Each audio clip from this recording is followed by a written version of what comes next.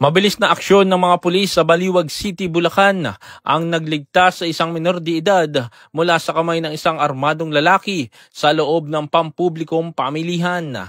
1:35 ng madaling araw, isang armadong lalaki ang umatake sa dalawang individual sa loob ng Baliwag Public Market na nagresulta sa pagkasugat ng mga biktima.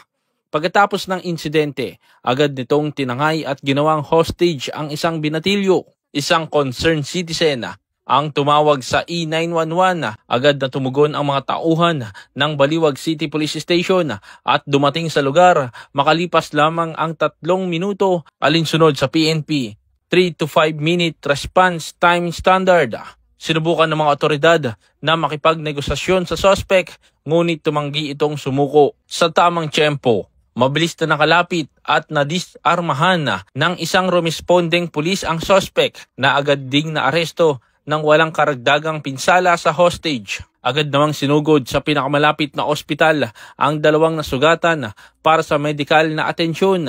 Naharap ngayon ang suspect sa kasong 2 bilang ng attempted homicide at serious illegal detention sa ilalim ng Republic Act 7610 o Special Protection of Children Against Abuse, Exploitation, and Discrimination Act. Patuloy na nananawagan ang Philippine National Police sa publiko na agad ipagbigay alam sa pinakamalapit na himpilan ng pulisya o sa E911 hotline ang anumang kahina-hinalang aktibidad sa inyong komunidad.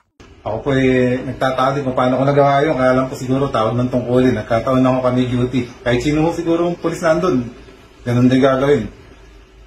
Mailigtas yung biktima. Pati yung suspect. Basta ako mahalaga, wala akong nangyayari sa amin. Papasalamat po ako. Nailigtas na namin parehas ng suspect. Biktima. Nagkataon lang po talaga na kami duty. Pero iba po yung ganun din ako gagawin.